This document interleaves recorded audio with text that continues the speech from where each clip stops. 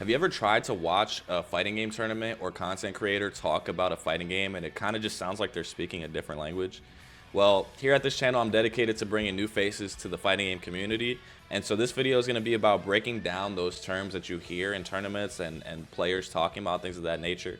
And yeah, we're going to make it digestible and easy for you to understand. So stay tuned for the video. Even if you've been playing fighting games for a while, I hope that you can learn something new from this. In a fighting game, neutral refers to the phase of the match where neither player has a clear advantage, and both are trying to get control by positioning, movement, or landing the first hit. It's the reset or default state.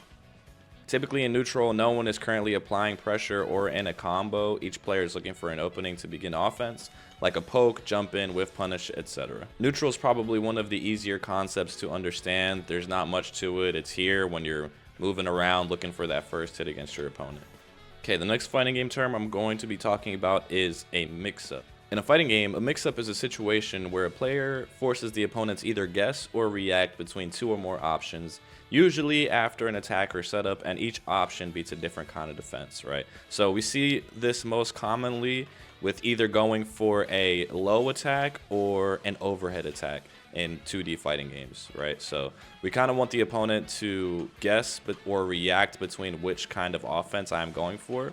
And there are many different types of mix-ups that can be applied in fighting games. Some are strike throw, like I was mentioning earlier, going either high or, going either for an overhead or a low.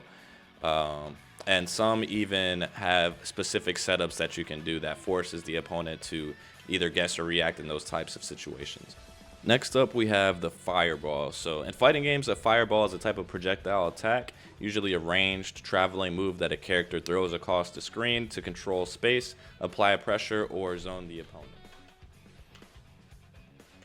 Dragon Ball FighterZ was my first fighting game, and this messed me up a lot because I would hear commentators call this a fireball, where I've been calling it a ki blast my entire life. That is not a fireball, that is a ki blast, my good man. But that's just something that fighting game players refer to projectile as. Alright, next up we have a DP, or a dragon punch. It's a powerful, usually invincible, rising attack designed to counter jump-ins, pressure, or attacks. It's iconic for its use as an anti-air and reversal tool. Yeah, this is pretty much known as the universal anti-air, which an anti-air is basically countering a person from jumping in or stopping them from jumping in by using one of your normals. The Dragon Punch is also known for its tricky input because it is not your standard down forward button or down back button. The input to get a clean DP is going to be forward, down, down, forward, and whatever button you need to do in the command for the input. This is an input that messes up a lot of people, and it's understandable because down forward button or down back button is just so easy to get used to, and having to time your Dragon Punch input as your opponent jumps in on you is just something that all fighting game players struggle with and have to learn in the beginning. Okay, this one's going to be a pretty important one. So I'm going to group this as frames, but what I'm referring to when I say frames is whether or not you are plus or minus on block, which people say quite often when commentating tournaments or just talking about fighting games in general. Okay, what am I talking about? So if you look at the bottom here, I have a bar, and where you see the word advantage, you can see 6 frames in blue. So when commentators or fighting game players refer to plus or minus, they mean their advantage after doing a move against the opponent. So let's say I do standing medium kick here. It leaves me plus 6 frames here. So I have 6 frames of advantage over my opponent.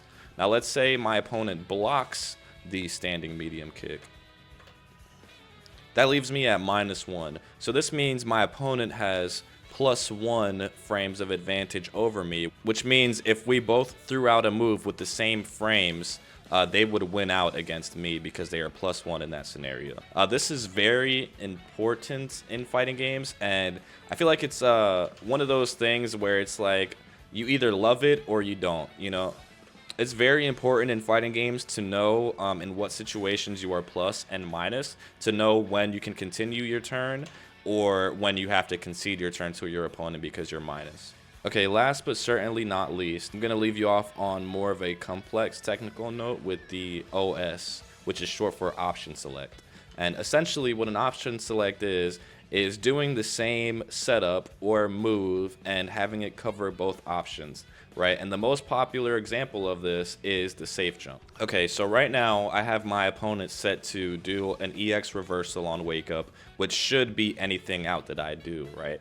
Well, not exactly. So the most popular option select in fighting games, in my opinion, is the safe jump. So I'm gonna go ahead and do it right here while my opponent is set to EX reversal on wake ups. So see there how I did my setup, the opponent did an EX reversal, and I was able to block in time so I could punish him afterwards. So now I'm going to set my opponent to not EX reversal on wake up, and let's see what happens. Same setup, but the opponent gets hit that time. So option selects are really cool, and safe jump is not the only one that there is, but they're really cool because it allows you to do half of the work, right? Essentially, you're doing one setup to cover two different options that the opponent has, which is really strong in fighting games. And it's just really cool to see when people lab out their characters and are able to find cool stuff like that. But yeah, I'm gonna go ahead and leave it there, guys. I feel like I covered a good amount of terms, and if you are curious about any that you hear, go ahead and drop them down in the comment section below. Leave a like if you enjoyed the video, and subscribe if you love fighting games. I'm gonna catch y'all later. Peace.